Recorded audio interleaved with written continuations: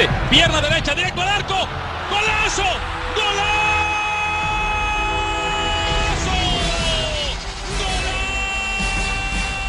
The world of football with a soccer perspective. This is Soccer Today with Duane, Rollins and Kevin Laramee, live on the Sports Podcasting Network. Good day, good night. Welcome to Soccer Tonight, I guess. Duane, color me shocked because, well, I'm having a beer. I'm shocked. What's going on?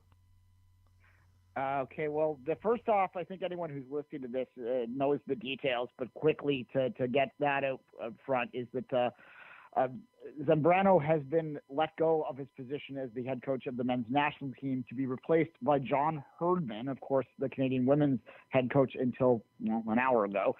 This is a move that obviously is shocking everyone. And I know that most people listening to this live know this, but and you're also listening live to get the details that I'm about to tell you here. I have learned from two sources, both inside the game, that they have to remain anonymous if I ever want to report anything again from them. That this move took place after John Herdman told the CSA board of directors that he would leave the program altogether to take the England job. He had been offered the England job, the England women's job. He sat down with them and has basically told them that he was either going to take over the men's program or he was going to leave for England. So, there's lots to unpack with that. There's two sides of this. The women's program is affected. They have a new coach as well. We'll talk about that in a minute, and obviously in more detail tomorrow. I think we'll really approach that and analyze that side of it tomorrow. But I can report with good authority, with the highest authority that I can possibly do, that this move was forced by John Herdman, and you can look at that as Herdman forcing his way or doing something to manipulate himself into a position that he felt he wanted to take on, or you could look at it as the board caving. Go ahead, Kevin. So let me get this straight. Zambrano didn't do anything wrong. He did not do anything wrong. Actually did some progress in 2017 for the Canadian men's national team. This decision was motivated by John Herdman literally saying, either give me better opportunities or I'm going to take one somewhere else. Yeah, he had the job offer. It had been widely reported that John Herdman was one of the front runners for the England job, and that he would, obviously have that as leverage in negotiating a contract with the CSA. He'd said before too, and was pretty open about the idea that he would be leaving the women's program in 2020. That would be after this current cycle ends. And I think that probably would have been the right time, but.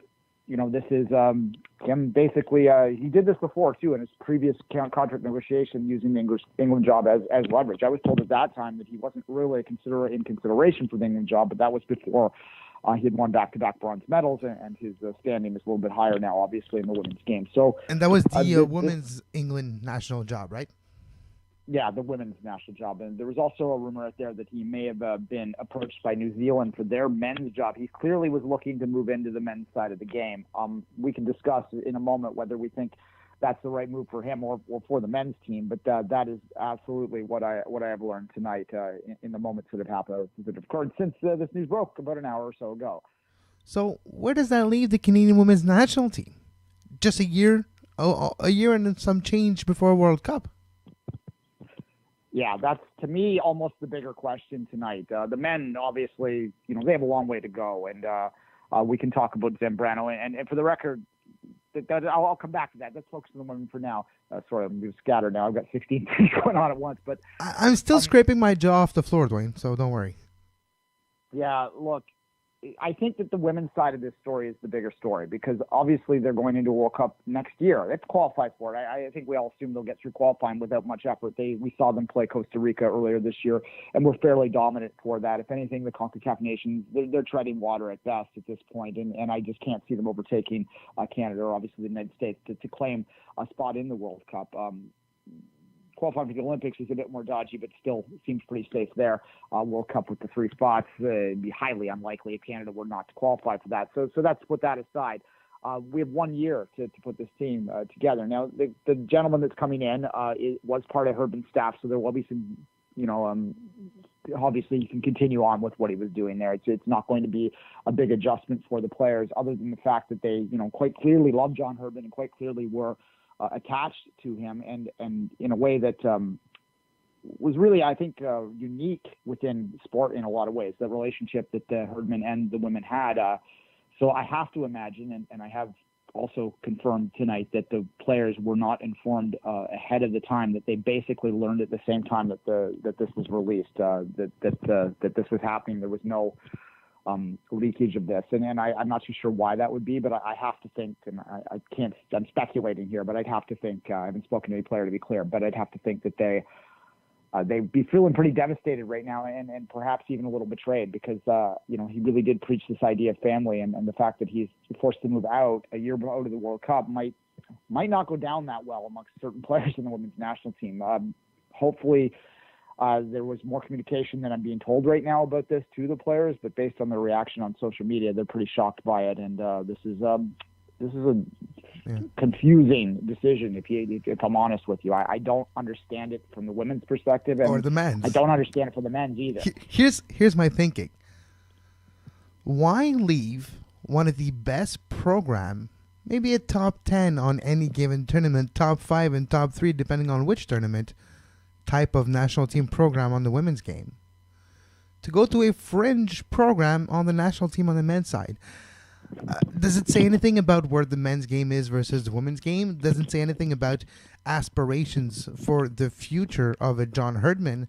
Maybe he wants the England national team job on the men's side in the future and needs some proven to prove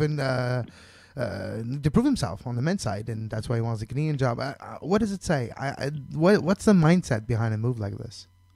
Well, I think you have to look at the 26 bid as part of this, that he will commit to being part of this program moving forward in the 26, just like he committed to Canada long-term for the 2015 Women's World Cup, and to be guaranteed a spot coaching in the Men's World Cup might be what is motivating here. He's still a young man. That's not a long commitment, and he basically, if he were to be successful with the Canadian men's national team at such a World Cup, and success is a fairly low bar. With what you're talking there would be to maybe win a game or something. Would be a game. Just get to the hex, and we'll be happy. Well, yeah. I mean, there's very low expectations. There's no pressure here. And look, my understanding of the pay grade, the salary for the women's national team coach was not as high as the men. That would have been justified in the sense that by the CSA that they spent more money in other areas in the women's program, and it all factored into the same budget. And I haven't seen a line item budget before that does sort of, at least on paper, show that they spend an equal amount in the men's and women's program. It's just divvied up differently. So there would be a pay raise involved for this for John Herdman too, and that obviously would motivate anyone, himself included. No one's doing anything for free in this world. Well, we are, patreon.com. Patreon.com. Well, you're listening to this to the hundreds of people listening live. Thank you, by the way. And a way to help us do more of those when news breaks is to help us. Give us a little pat on the back. Patreon.com/sportspodcastnetwork. With your $1 a month, $2 a month, we can go a long way all together. Duane, now, the women's side, we're talking to, you mentioned he'll be one of his assistants taking over, and we'll have more details in the next few shows. But a year before the World Cup, we have players that are very young and some veteran on this team.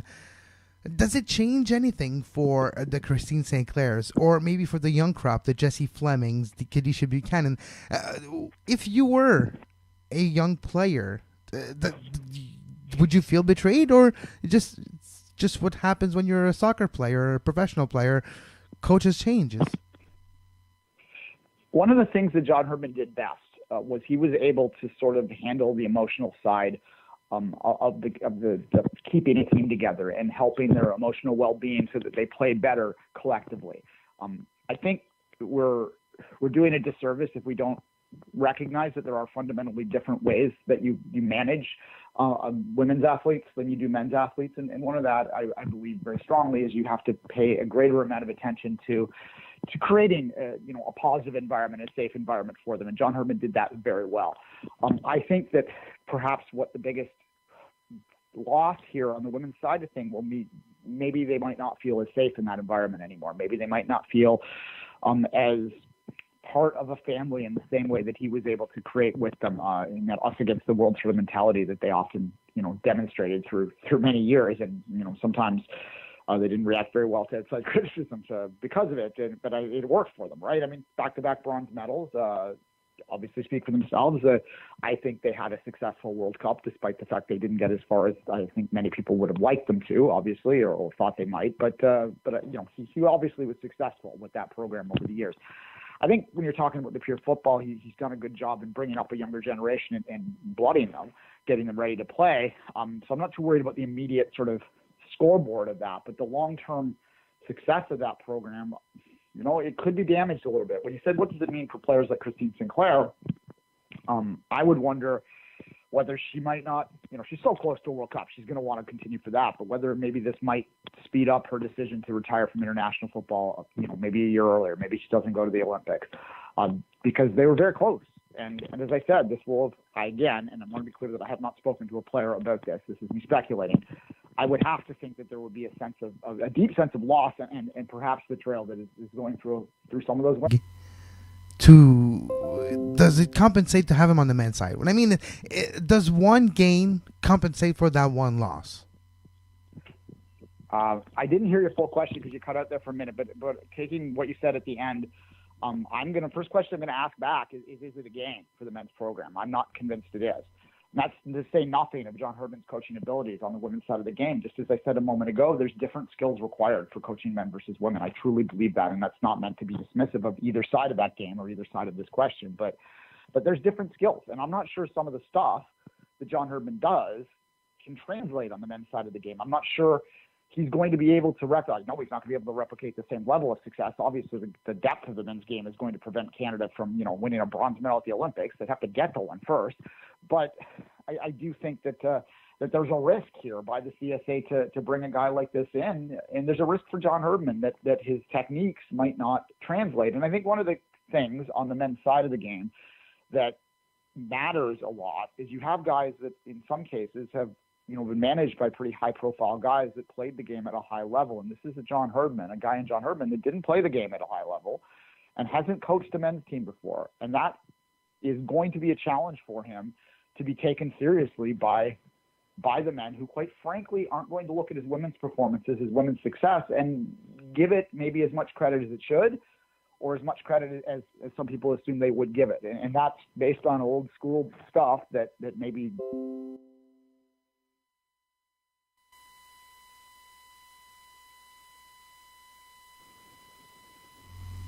Yeah. We just lost Duane for a second here. The connection is becoming terrible, and I think that's a sign. Duane will be back tomorrow at 10 a.m. with more info, more details. We'll finish the week as well with more info and details on this big situation. But once again, John Herdman, brand new Canadian men's national team head coach, taking over for Octavio Zambrano, who is leaving to basically leave the spot open for John Herdman. Thanks to Duane Rollins. You can follow Duane on Twitter at 24th Minute and myself at Kev Laramee. Once again, if you like the show, you listen live for the first time, Monday through Friday, 10 a.m. Eastern. You can follow our live shows right here on our YouTube page. And for Duane Rollins, I'm Kevin Laramee. Exactly. That's how tough of an evening it has been. I can't even say my name. But until tomorrow, have a great soccer. You can find the podcast version of all the shows we do on iTunes, Apple Podcast, Google Play Store, TuneIn Radio, iHeartRadio, and anywhere you get your podcast.